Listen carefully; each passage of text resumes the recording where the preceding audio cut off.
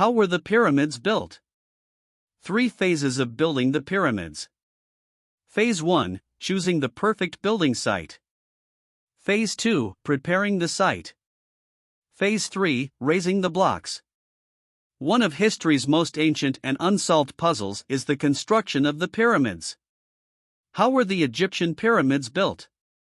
Again and again, over the course of history, many scholars and scientists asked and wondered the same question of how the pyramids were built. The Great Pyramids of Giza and the other pyramids, over 100 Egyptian pyramids, are considered the greatest pieces of human engineering and architecture. These monuments still strongly standing after over 4,500 years and are still a mystery unsolved to this day. Some scriptures found from ancient Egyptians can help us to understand a bit better how the construction of such monuments has come about. These huge structures of limestone or mud brick are the oldest known man-made structures on our planet. How were the pyramids built? The general theory is based on the belief that the huge stones were carved from the quarries using copper chisels.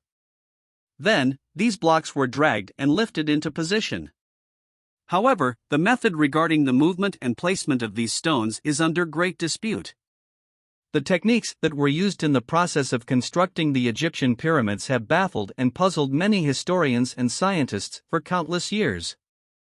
Many controversial hypotheses were introduced regarding the construction of the pyramids. The form of the workforce is also under a huge debate. It is believed that the pyramids were constructed using slave labor, and another theory suggests that the pyramids were built by tens of thousands of free skilled workers that worked for a salary. What is certain is that the workforce was highly organized and managed to the highest level by following an organized and planned process that consisted of 3 phases.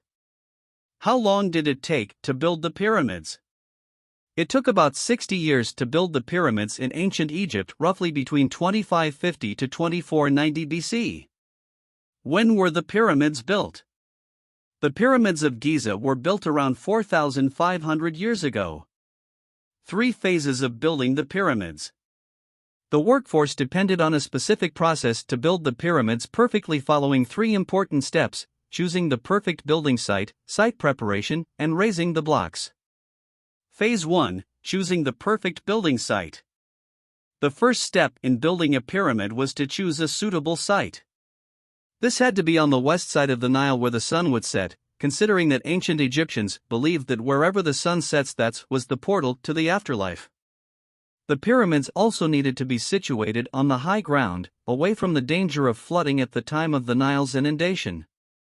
However, it could not be too far away from the Nile bank, because the river would be used to transport blocks of fine quality limestone for the outer casing from Tura on the other side of the Nile. The site chosen would be at a point on the desert plateau that would be proved a firm rock base capable of supporting the great weight of the pyramid without any risk of cracking, considering that some of the greatest pyramids weigh around 2.5 tons.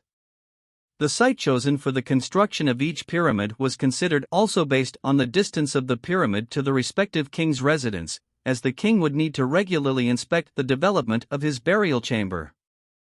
Phase 2, preparing the site. No plans for the construction of the pyramids were ever found, but the construction of pyramids was not a haphazard affair, and the measurements used were accurate to a high degree. The workers had first to prepare a firm foundation by removing the loose sand from the rock. Then, the rock base had to be made absolutely flat. The workers may have done this by building low mud walls all around the base and cutting channels in a grid pattern over the surface.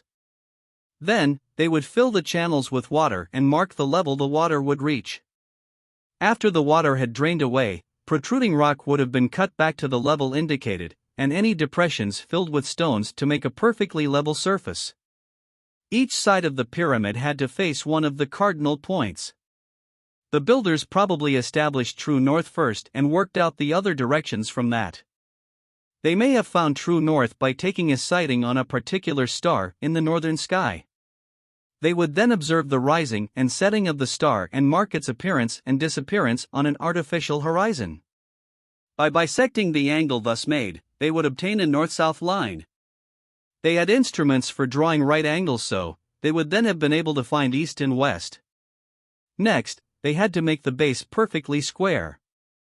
with all four sides exactly the same length and the corners in perfect right angles. Phase 3, raising the blocks. Sometimes rocky outcrop was used as the core of the pyramid to save the work. The inner chambers and passages would have been constructed independently and the actual pyramid built around them. Some of the royal pyramid builders seem to have changed their minds about their preferred location of the burial chambers. The inner pyramid would then be built of limestone cut from the desert plateau. When the main structure was finished, the pyramid was completed by encasing it in blocks of finely cut and dressed limestone from Tura. Sometimes granite was used for the lower courses. What were the pyramids made of? The stones used in the building of the pyramids were not little bricks. The bricks in the pyramid vary in size. However, the largest can be found in the king's chamber. These particular stones differ from the regular limestone blocks and were instead made of granite. The precise method of raising the pyramids is not known. Pulleys were not invented until Roman times. However, the Greek historian Herodotus tells of levers being used to raise the blocks from one level to the next. It has also been suggested that workers operating in teams used a ramp to haul the blocks into position. As the pyramid grew in size, so the ramp would have been raised to enable the workers to reach the next level. The main problem with this is that the ramp would eventually have been huge as the pyramid itself and would have reached an immense distance into the desert. No trace of such a structure has definitely been identified at any of the various pyramid sites. Another idea is that the ramp would have gone around the pyramid and was dismantled when the pyramid was completed. Construction methods are still hotly debated and are still one of the greatest mysteries of ancient human civilization.